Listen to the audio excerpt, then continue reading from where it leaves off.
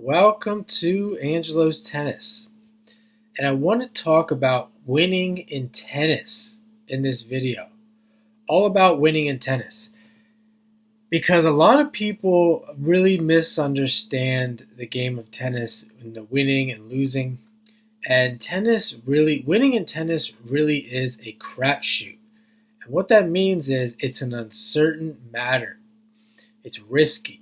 It's really unknown. And a lot of people disagree with that because they don't think that it's uncertain. They think they know. Everyone thinks, I shouldn't say everyone. A lot of people think they know.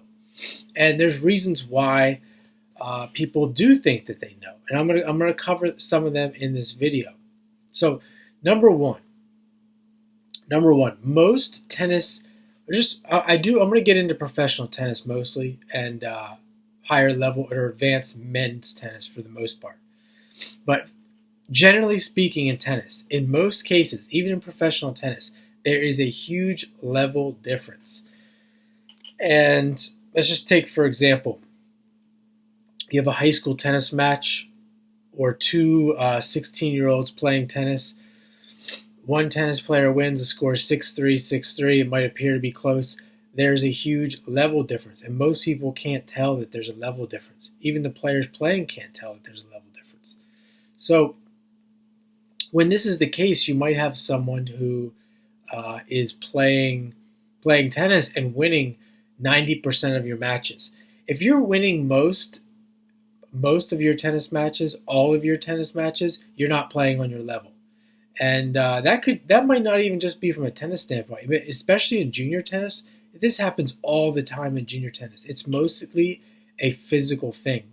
The kids are going out there, they're going toe for toe, head to head, and no one's really doing anything. It's just a physical battle. I'm bigger, stronger than you, and that's why I win. And that's the bulk of junior tennis, and that's why a lot of the tennis pundits say that it doesn't matter if you're successful on the junior circuit. It doesn't matter if you're winning 14 and under, 16 and unders, because when everyone becomes an adult, we're talking about 20, 21, 22 and older, not even just 18, but particularly when the growing period is over, and we know that children can continue growing into their 20s, into their early 20s. So once that's over, the game is completely different, and that's what they're referring to by that. Because once everyone becomes an adult, and we're talking about now, we're getting into like more serious tennis players. The physical, it's really hard to win a tennis match based on just you being bigger, faster, and stronger. Now, with that being said, now we're getting into serious, advanced, particularly men's tennis. Although a lot of this can apply to any rank, any level, any gender, etc. But particularly men's tennis here.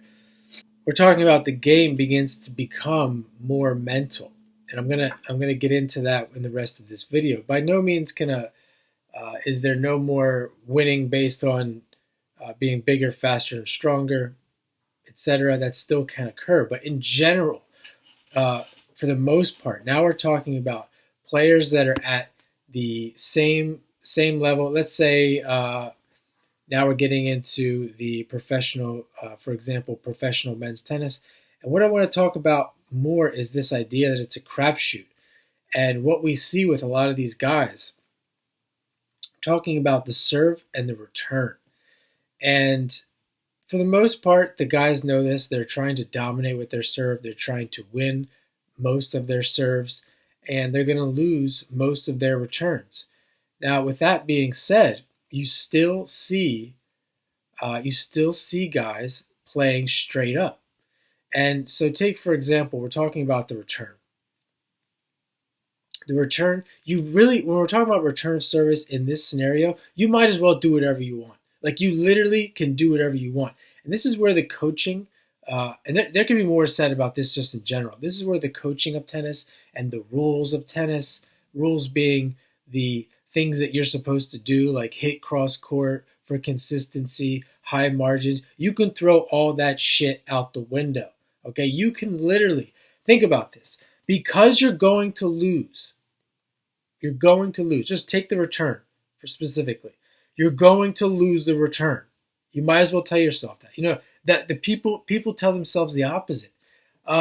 Be positive. I'm telling myself I'm going to win this. I'm going to win this, and they're doing this over and over again, and yet they're losing the return most of the time. You might as well accept and tell yourself you're going to lose. Why do that? Because that's going to free you up. Now you can literally do whatever you want. You want to slice the return, slice the return. You want to slap it, slap it. You want to lob it, lob it. You want to stand back by the fence 20 feet to return, go for it. You want to stand on the service line to return, go for it. You can do whatever you want. So, seriously though, you might as well. You'll see these guys do certain things. Like a big one is the return. They'll set up a strong position, and they'll return straight down the middle towards the guy's feet, or just straight down the middle in general. Even if the guy makes that 9 out of 10 times, he's still going to lose the return. So you start to think, well, what else can you do? And you can come up with stuff on your own, but just generally speaking, you can go against that rule. Why not return to the corner every time? You're going to lose anyway. And see, this is where guys get confused because they don't have this faith like in what I'm saying, or they can't, depending on who it is, they just can't buy into that. Even though what I just said is true, that they're going to lose, they still can't actively buy into it and do whatever they want. It's like they can't believe that it's true, even though it's true. It's so wild and crazy. So say you go and you play to the corner every time. Aim for the baseline. Aim for the sideline. I mean, literally aim for the sideline every time because you only need to win once. Let's say your serve is lights out. You're winning your service game. You're really good serve. You have a really good. You're really good at holding serve. You might as well aim for the sideline on return because it doesn't matter. And I want to get into that sometimes in tennis, actually a lot of times in tennis, we're talking about these juniors that they're already lost. Like they've already lost because of their size, and they don't believe this. They don't understand this. They still live in la la land. They can literally do whatever they want, and they're still going to lose. And if they could come to this conclusion, I think, they could steal some wins. Because here's the real reality in tennis. The real reality, even in professional tennis, you look at top 100 professional tennis, most of the guys, you can go, I haven't verified this, but 100% I have verified this. 50 to 100, they're losing more than they're winning. Okay?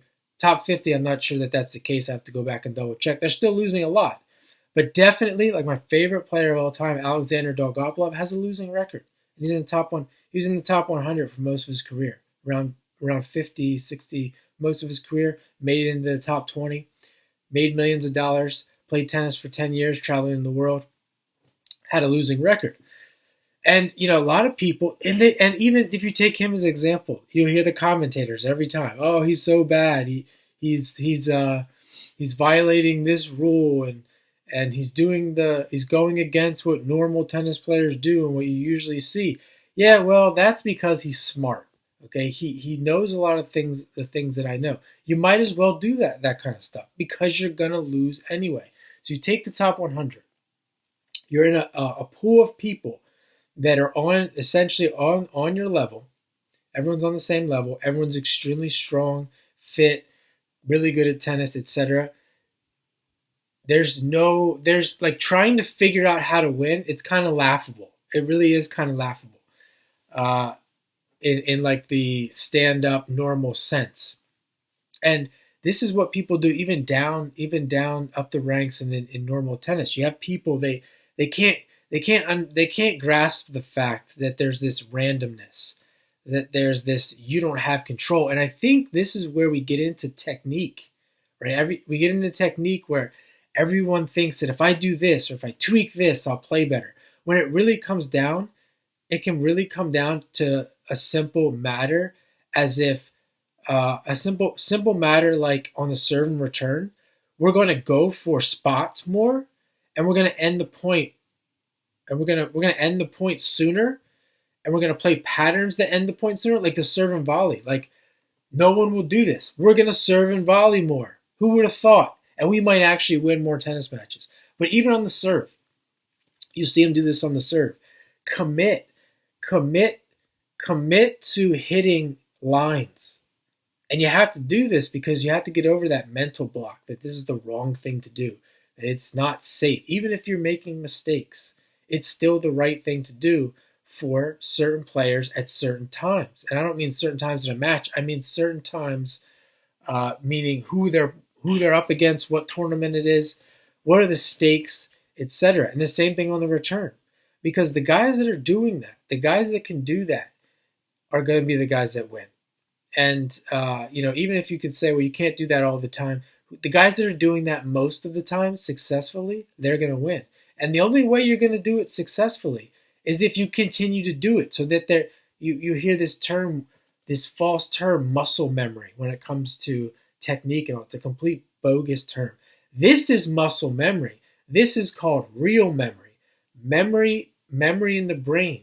The going for the serve over and over again, hitting the tee over and over again, hitting the body serve over and over again, hitting the wide spot. That's memory. So if you take anything from this video, from this little rant, this little teaching session, most of the time in tennis, it really doesn't matter. You don't have control over who wins and loses, unless you're doing the things that I'm mentioning in this video.